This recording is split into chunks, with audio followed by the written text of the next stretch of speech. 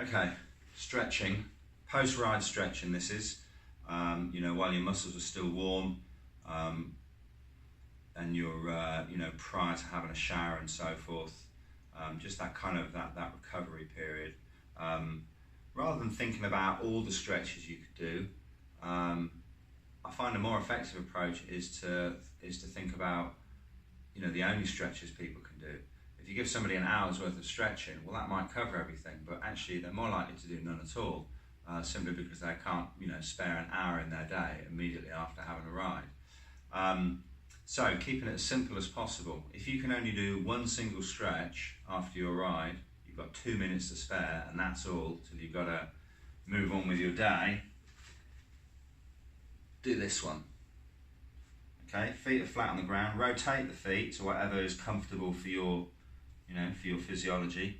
Keep the feet flat on the ground. If you find the heels are lifting up, or rather you're getting tipped over backwards with flat feet, just grab hold of something to steady yourself. As you get a bit more flexibility in your spine and your hips, you'll be able to hold that position more comfortably. Hold it for 30 seconds to a minute. Keep it relaxed, okay? So, say you've got a little bit more time, what would you do beyond then? Okay, well, hamstrings suffer quite a lot for the average cyclist. On the one hand, there's stretching you can do for the hamstrings. So, you know, there's this kind of thing as well. I probably find preferable is one where you're, you know, there's some twisting on the back there, which, you know, you can do without basically. It's just a bit unpredictable. So in this position, the pelvis is flat on the ground, the lower back is relaxed. I can't reach my foot because I haven't got enough flexibility. But that is a pretty decent hamstring stretch. There's no I don't need to use my hamstrings to hold that position. All I'm using is my hands. So every other muscle is relaxed. And I can feel it there, I can feel it behind the knee somewhat. Don't put it tight, gentle, you know, it shouldn't hurt. Better to hold it gently for a longer period than it is to, you know, none of this bouncing or anything like that in stretches. That's generally considered counterproductive. So that sort of thing, you can do this up against the frame of a door. So one leg through the door, leg up against the door. That works pretty well. Again, hold it 30, 45 seconds, something like that. Concentrating on staying relaxed in the muscles the whole time. Okay, so hamstring stretches I've never found to be terribly effective, to be honest. What is more effective is the foam roller. Okay, so the basic method with this is, don't worry too much about rolling the back of the knees. Yeah, there's tendons there, but what you're aiming to target is the belly of the muscle itself. So just behind the knees, or slightly up from, and you just roll it out like this. I mean, you know, you can get all sorts of variations into this if you like. If you want to kind of dig into the muscles a little bit, there's quite a lot of meat there. So actually you can use a narrower roller, or if you want to get more pressure, you can do them one at a time, this kind of thing. Obviously you end up reaching quite a long way, but sometimes you might want to, you know, do the muscle in two parts. You can't cover the whole length of it according to where your hands are supporting you. That's one of the other things with foam rolling, is you need to support your weight on your hands. Some people struggle in their wrists to do that, holding that position there. So if you use something padded, carpet, and on your fist, that's a bit more comfortable on your wrist, generally speaking. So obviously, you would do both muscles there.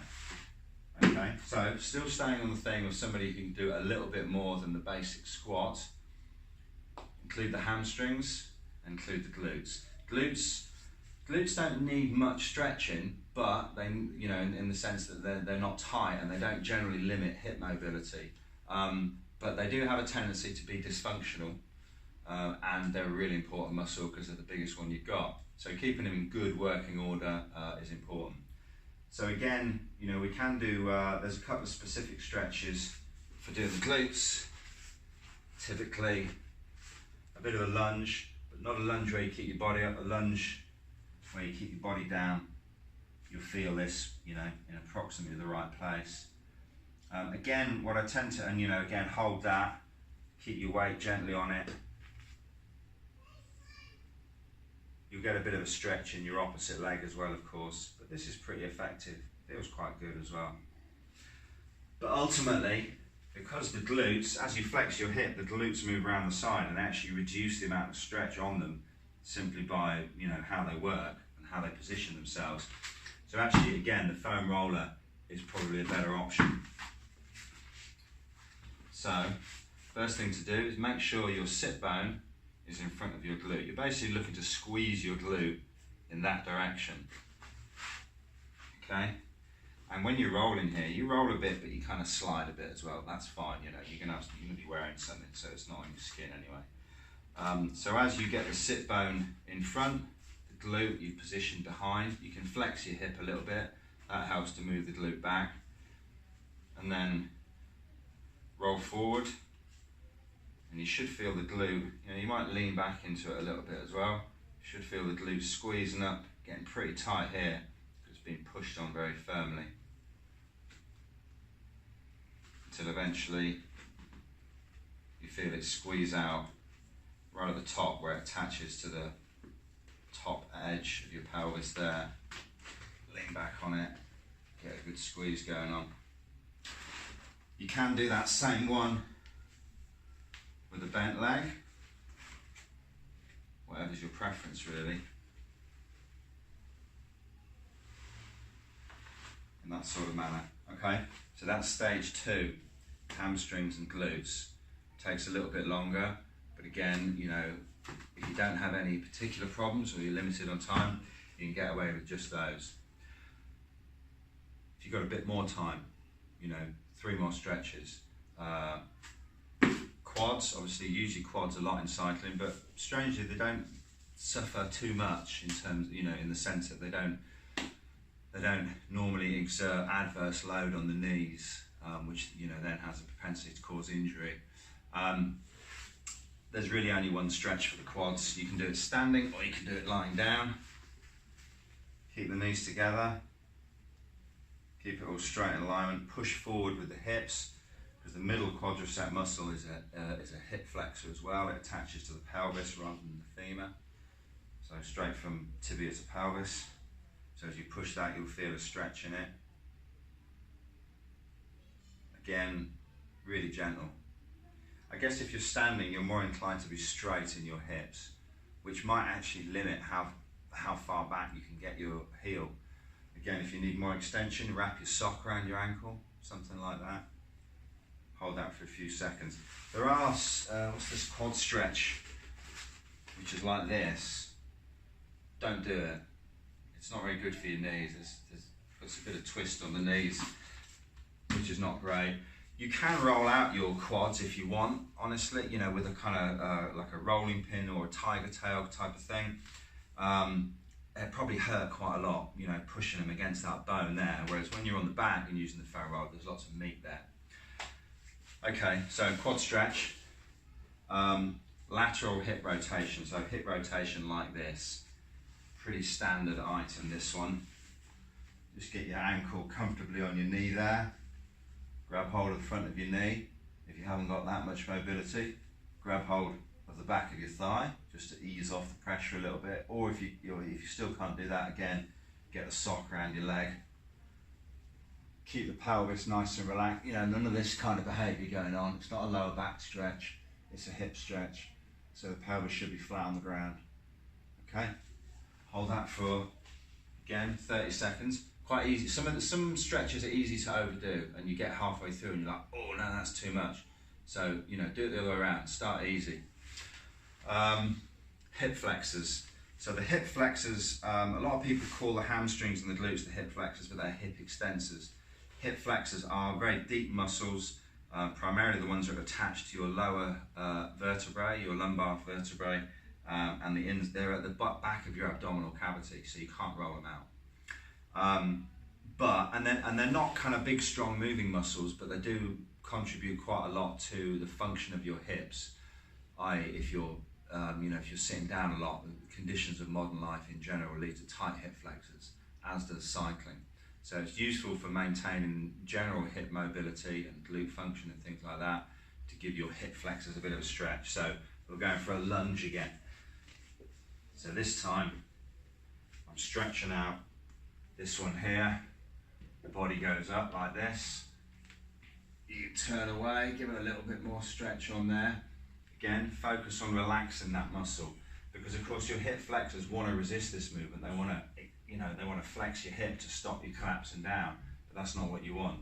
You want to be hanging down like that, taking your weight on through the front of this left hip. Again, you get a stretch on the right side as well at the same time, similar to the glute stretch, but we're focusing on the hip flexors at the moment. Hold that for a little while. Okay, so that's kind of stage 3. Stage 4, if you've got a little bit more time, because we've only done 10 minutes of stretches so far, if that. Lower back. Your back's, when you're cycling, your back should be slouched. It doesn't move around a great deal. If you want to target just keeping those lower back muscles reasonably healthy, then a bit of rotation like this is good. Don't slouch and turn. Keep the back straight. So the vertebrae are all in line and you're just turning. You're not bent and turning. You're going to kind of exert adverse load on the vertebrae. And again, just turn it. You'll feel it a little bit through the glutes here. IT band. IT band's difficult to stretch, but keep the spine straight otherwise. Don't bother stretching the neck. I'm not really worried about that. If you need neck stretches, then that's a different thing. Hold that for a little while. Do it the other way, of course.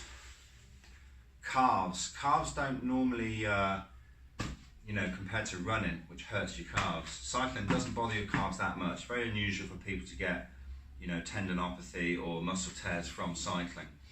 But nevertheless, they are working hard. If you're doing a lot of standing up on the pedals, that probably works them a little bit harder. Again, we're just going for the same rolling out method as we did with the hamstrings. I mean, if you're a runner, you'll do this, because running hurts your calves. You might need to do it in a few bits. Do a little bit of this to kind of get in the muscle there, while rolling at the same time. If you really want more pressure, yeah, that one does hurt a bit on the calves. But if your muscles hurt when you're rolling them, it's because they need to be rolled.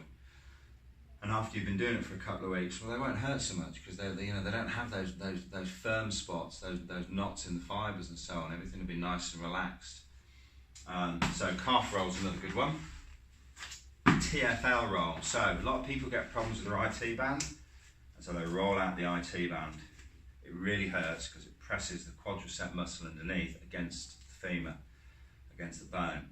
And the current thinking from a lot of physios nowadays is that actually it's not much use to roll out this portion of the IT band. It's not a muscle, it's just a bit of tape with no elasticity to it, and you can't really develop elasticity in it. So for most physios, it's preferable to roll out the muscles that activate the IT band, primarily the TFL muscle. It's the muscle, if you had your hand in your pocket and you lift it up, you'll feel it just here. It's not a very big muscle. And then glutes medius around the side here. Roll out this muscle, rolling pin, just sitting flat, keep these muscles relaxed, the ones that you're targeting. And then get in there with a bit of that. It'll hurt a little bit.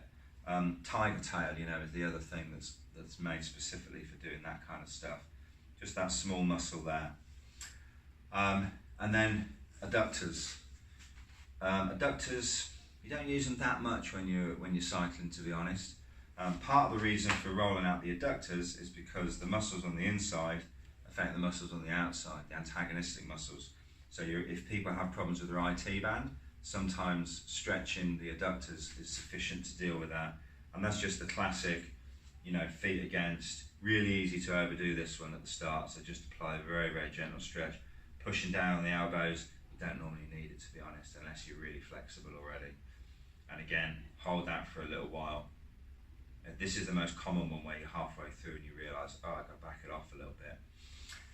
Okay, so that's it. What's that? It's about 10 stretches in total. you know, of course there are others. Experiment with, you know, other stretches. Do the one, whether it's the rolling or the stretching itself. It's all for the same purpose. It's for conditioning the muscles, keeping them relaxed, keeping them prone to recover more quickly from exercise, recover with a greater training effect. And you know, do which ones work for you. Like I say, the hamstring rolls work for me far better than the stretches, but you know, that may not be the case with other riders. Have a little bit of an experiment, and you know, do what you can.